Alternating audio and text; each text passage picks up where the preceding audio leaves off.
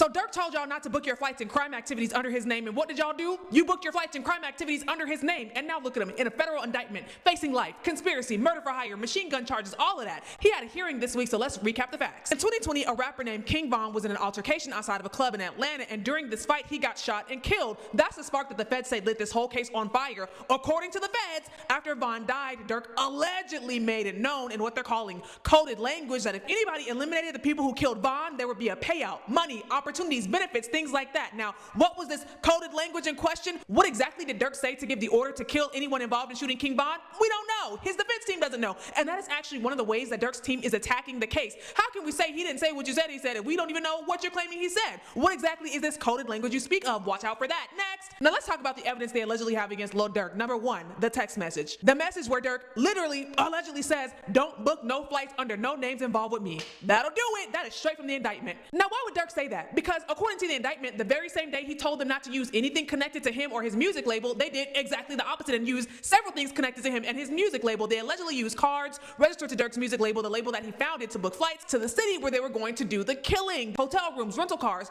all the little accessories that you might buy when you're allegedly out here going to do crime, according to the feds. And actually, the government says they have the exact card used for some of those purchases, and they said it ends in 2039. The last four of the card?